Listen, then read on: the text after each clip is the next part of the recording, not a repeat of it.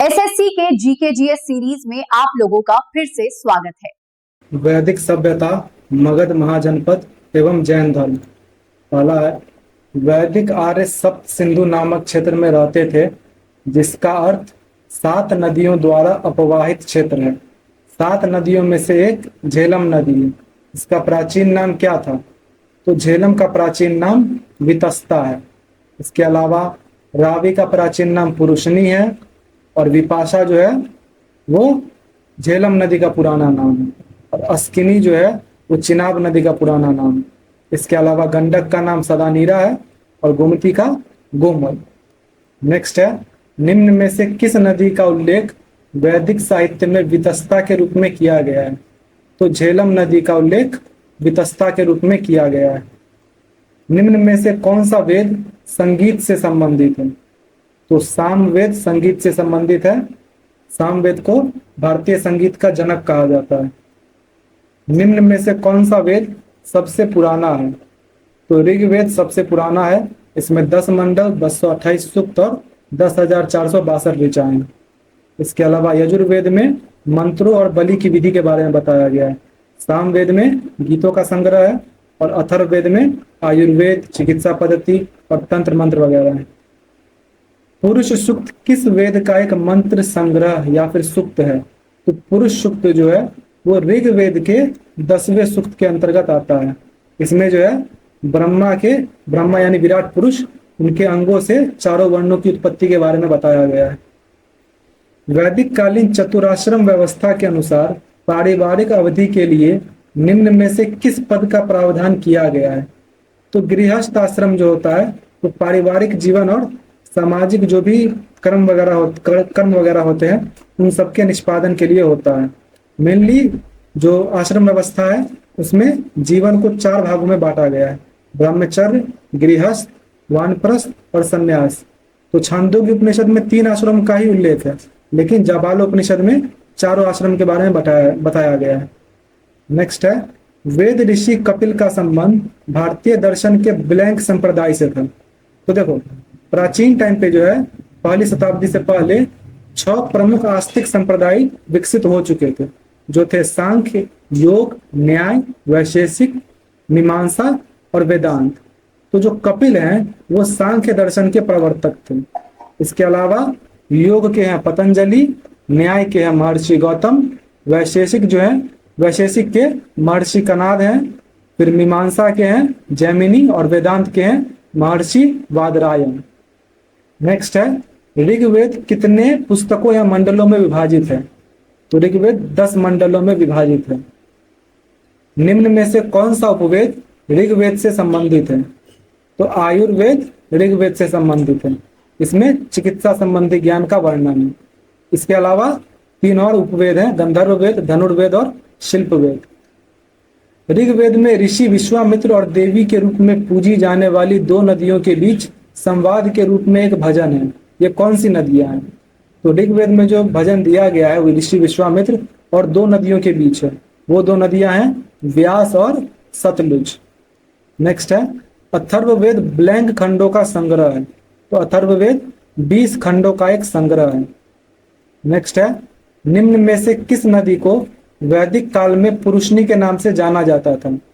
तो पहले रावी नदी को जो है पुरुषनी के नाम से जाना जाता था। इसी के तट पे जो है दशराग युद्ध हुआ था, जिसमें राजा सुदास ने 10 राजाओं के संघ को हरा दिया था। नेक्स्ट है, रावी नदी का ऋग्वैदिक नाम क्या है? तो पुरुषनी है। निम्न में से कौन सा विद्वान आर्यों के तिब्बत होम थ्योरी से संबंधित है? तो देखो, आर्यों का जो होम थ्योरी है कि उनका उत्पत्ति कहाँ पे हुआ था, इसके बारे में सबका अलग अलग मत है। तो जो तिब्बत होम थ्योरी है, यानी कि जो बताते हैं कि उनका निवास, उसका जो उद्गम स्थल है वो तिब्बत है, वो बताते हैं दयानंद सरस्वती। इसके अलावा मैक्स मूलर जो है वो बताते हैं कि आर्यों का उद्गम स्थान मध्य एशिया था। बाल गंगाधर तिलक बोलते हैं कि नॉर्थ पोल था। नेक्स्ट है, कुल कितने वेदांग हैं? तो कुल 6 वेदांग है: शिक्षा, कल्प, निरुक्त, व्याकरण, ज्योतिष एवं छंद। वेदांगों के संदर्भ में निम्नलिखित शब्दों में से कौन सा शब्द अनुष्ठान को दर्शाता है? तो इनमें से कल्प जो है वो अनुष्ठान को दर्शाता है। नेक्स्ट है, एक समय पर वैदिक सभ्यता में राजा को गोपति कहते थे, जिसका अर्थ था, तो पहले गोपति राजा को कहा जाता था, उसका मतलब था मवेशियों का स्वामी। नेक्स्ट है, भारत में वैदिक सभ्यता, और ये जो है मेनली गाय के संदर्भ में यूज किया जाता था, क्योंकि गाय को अघन्या कहा जाता था, जिसको मारना मतलब पाप माना जाता था। नेक्स्ट है, भारत में वैदिक सभ्यता ब्लैंक नदी के किनारे विकसित हुई थी। तो वैदिक सभ्यता जो है वो सरस्वती नदी के किनारे विकसित हुई थी, और सरस्वती को सबसे पवित्र नदी माना जाता है, इसलिए उसे नदी तमा भी कहा गया है। मगध महाजनपद ब्लैंक नदियों से घिरा हुआ था। तो मगध महाजनपद गंगा और सोन नदियों से घिरा हुआ था, और मगध महाजनपद में जो है लोहे की प्रचुरता थी। नेक्स्ट है, और इसका और कुछ जान लो इसके बारे में। इसकी जो प्रारंभिक राजधानी थी वो गिरिव्रज थी, बाद में राजगिरी हुई और फिर पाटलिपुत्र बनी। नेक्स्ट है, वज्जी महाजनपद की राजधानी क्या थी? तो वज्जी महाजनपद की राजधानी वैशाली थी। नेक्स्ट है, राजगिरी किस महाजनपद की प्रथम राजधानी थी? तो राजगिरी मगध की प्रथम राजधानी थी, बाद में पाटलिपुत्र बन गई थी। राजगिरी जो है वो बिहार के नालंदा जिले में स्थित है, और इसी को जो है महावीर स्वामी की साधना भूमि भी कहा जाता है। नेक्स्ट है, निम्न में से कौन सा प्राचीन भारत का पहला साम्राज्य है जिसमें युद्ध के लिए बड़े पैमाने पर हाथियों का उपयोग किया जाता था? तो मगध साम्राज्य में जो है युद्ध के लिए बड़े पैमाने पर हाथियों का उपयोग किया जाता था। उस टाइम पे ईरानी साम्राज्य भी अपने विकास के दौर में चल रहा था, और मगध साम्राज्य भी। लेकिन ये लोहे के, इसके पास जो है लोहे की भंडार, ये मगध के पास जो है लोहे की भंडार उपस्थित थी, जिस वजह से जो है इसके विस्तार को बहुत मजबूती मिली, और इसमें शासक भी बहुत अच्छे अच्छे थे, जैसे बिंबिसार, अजातशत्रु, महापद्मनंद। भगवान गौतम बुद्ध के जीवन काल के दौरान 7वीं और 6ठी शताब्दी ईसा पूर्व में कितनी महान शक्तियां या महाजनपद अस्तित्व में आई थी? तो 16 महाजनपद अस्तित्व में आए थे। वत्स, काशी, अंग, मगध, वज्जी, कौशल, अवंती, मल्ल, पांचाल, चेदी, कुरु, मत्स्य, गांधार, अश्मक, कंबोज और शूरसेन।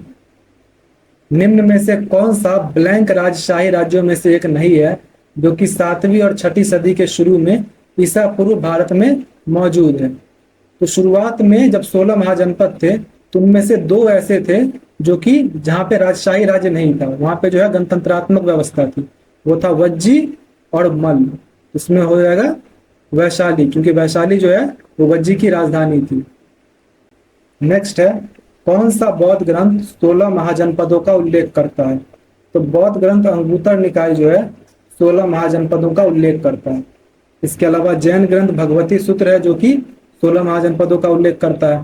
फिर इसमें से सुत्त पिटक में बौद्ध धर्म के उपदेश संग्रहित है।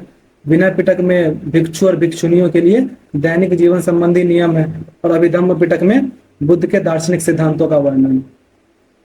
प्राचीन चंपा शहर को ब्लैंक महाजनपद की राजधानी माना जाता है। तो चंपा जो है वो अंग की राजधानी थी। मौर्य वंश ने निम्न में से किस राजवंश के बाद मगध पर शासन किया था?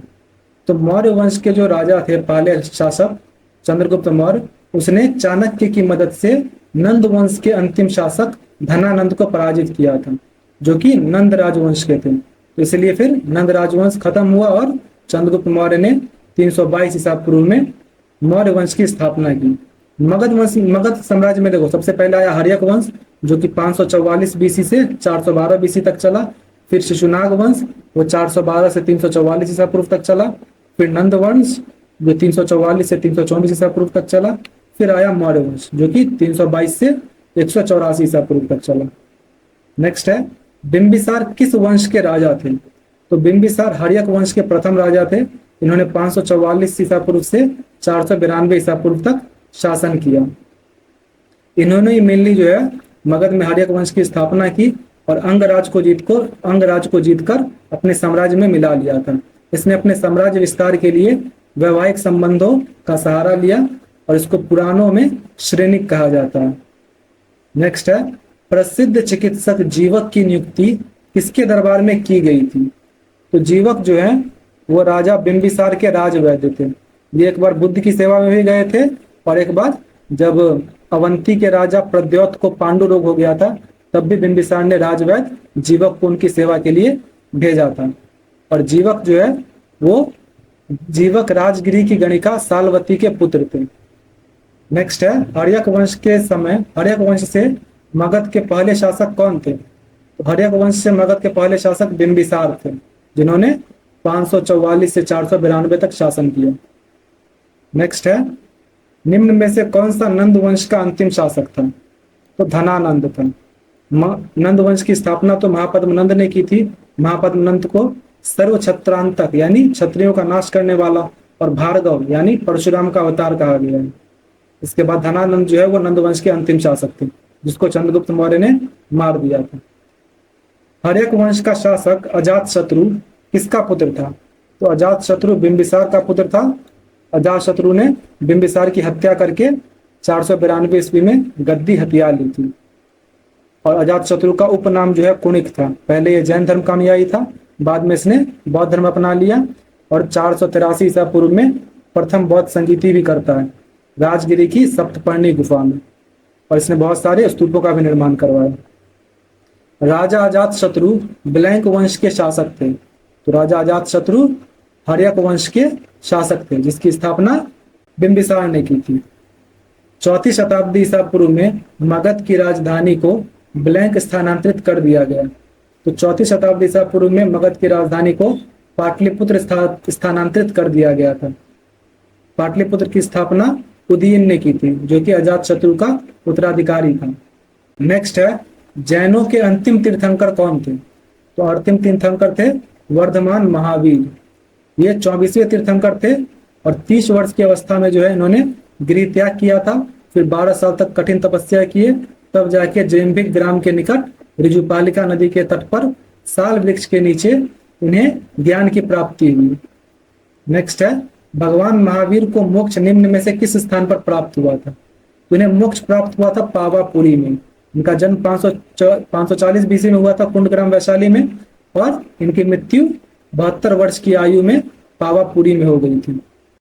ब्लैंक ज्ञात्रिक क्षत्रिय वंश के प्रमुख के पुत्र थे। तो इनमें से कौन थे? तो वर्धमान महावीर जो हैं वो ज्ञात्रिक कुल के प्रधान सिद्धार्थ के पुत्र थे। इनके पिता का नाम सिद्धार्थ था, जो कि ज्ञात्रिक कुल के मुखिया थे, और इनकी माता का नाम त्रिशला था, जो कि लिच्छवी नरेश चेटक की बहन थी।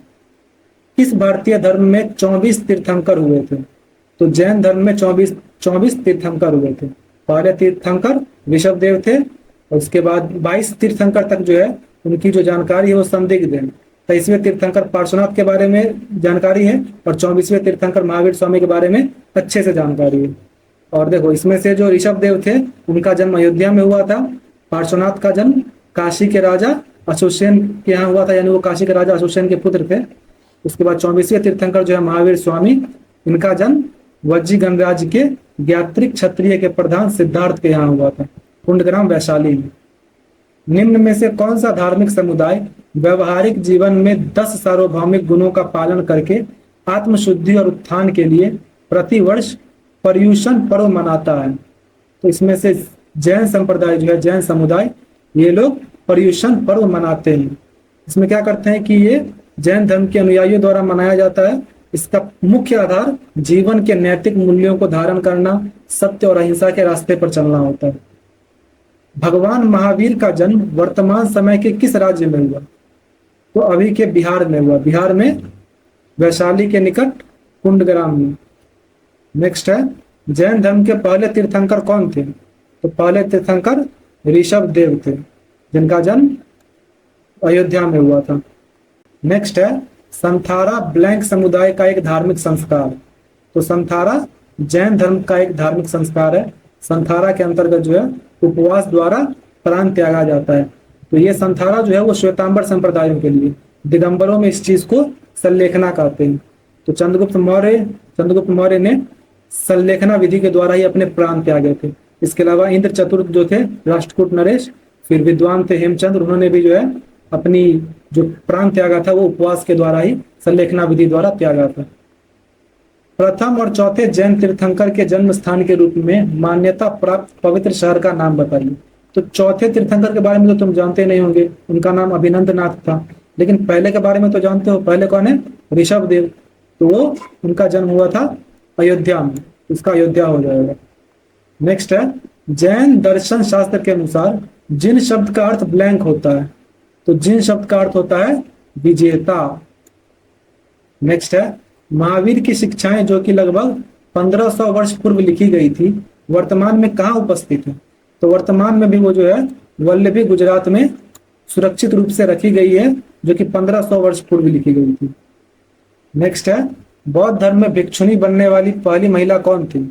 तो बौद्ध धर्म में सबसे पहले जिस महिला को एंट्री दी गई थी वो है महाप्रजापति गौतमी, जो कि बुद्ध की मौसी थी, और बुद्ध ने अपने प्रिय शिष्य आनंद के कहने पर भिक्षुणी को प्रवेश दिया था बौद्ध संघ में।